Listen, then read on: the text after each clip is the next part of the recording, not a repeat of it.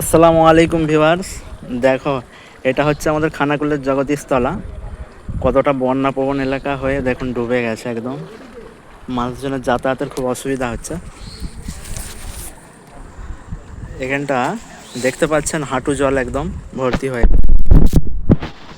খানাকুল নিয়ে কি বলবেন? হ্যালো, কি কষ্টের মধ্যে আছেন?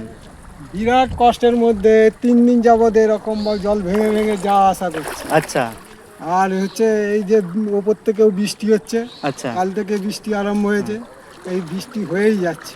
সাধারণ মানুষের কতটা সাধারণ অসুবিধা হচ্ছে? মানুষের ব্যবস্থা এই যে এরকম হয়, আচ্ছা গাড়ি যাচ্ছে, অটো টোটো যাচ্ছে না। আচ্ছা, তাহলে মানুষ তো খুব অসুবিধার মধ্যে হ্যাঁ, পড়ছে। অসুবিধার মধ্যে। ওদিকে আবার নদীর আচ্ছা, জল বাড়া। এই জায়গাটার নাম কি? এই জায়গাটা জগৎপুর, জগৎপুর। গড়ের ঘাট। আচ্ছা আচ্ছা, তো সরকারের কাছে কি আবেদন করবেন? সরকারের কাছে হ্যাঁ, সরকার আর কি আবেদন করব? সরকার তো সবই দিচ্ছে, যা দিচ্ছে সে মানে বাড়ি পর্যন্ত যাচ্ছে না। আচ্ছা ঠিক আছে। এই সব ব্যাপার। তো এটা খানাকুল এলাকা খুব খানাকুল জলমগ্ন হয়ে গেছে। একটা দিকটা খুব নিচু স্থান, এই জন্য এখানটা ডুবে গেছে। বাস যাতায়াত বন্ধ হয়ে গিয়েছে, মানুষের ভোগান্তির মুখে পড়তে হচ্ছে। হাঁটু জল একদম। এটা রাজ্য সড়ক, একদম মেন রাস্তা। মেন রাস্তা যদি এইভাবে ডুবে যায়, সাধারণ মানুষের খুব অবস্থা খারাপ হচ্ছে। দেখুন মানুষজন কিভাবে যাতায়াত করছে। এই খানাকুল প্রায় বছরই ডুবে যায়, প্রত্যেক বছর একবার দুবার করে প্রায় ডুবে যায়।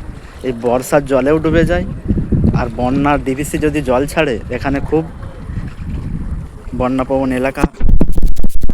দেখুন মানুষকে কতটা ভোগান্তির মুখে পড়তে হচ্ছে। তো দেখতে পাচ্ছেন এখানে বাস এতে থেমে যাচ্ছে, আর বাস যেতে পারছে না, প্যাসেঞ্জারকে এখানেই নামানো হচ্ছে। এখানেই নামিয়ে দিচ্ছে, আর পুনরায় এখান থেকেই আবার প্যাসেঞ্জার তোলা হচ্ছে। এই দেখুন কতটা ডুবে গিয়েছে। দেখুন এখান থেকে বাস যাওয়া খুবই অসম্ভব ব্যাপার, কিন্তু মানুষজন রিস্ক নিয়ে তবুও যাচ্ছে। বাইক বলো, সাইকেল বলো, কখনো কখনো বাসকেও যেতে দেখছি। এই দেখুন এখন বাসটি এই জলের মধ্যে থেকে যাবে। দেখুন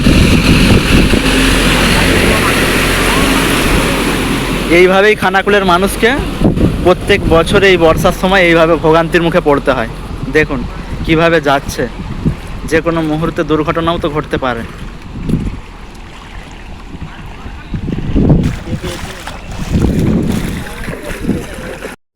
দেখতে পাচ্ছেন কতটা এখানে জল জমে গিয়েছে রাস্তার মধ্যে। এটা হচ্ছে রাজ্য সড়ক। এই রাজ্য সড়কের মধ্যে এত যদি জল জমে যায়, মানুষের কতটা ভোগান্তির মধ্যে পড়তে হয় দেখুন।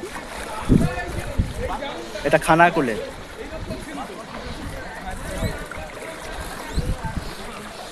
দেখুন কত মানুষজন হেঁটে হেঁটে যেতে হচ্ছে এখান থেকে।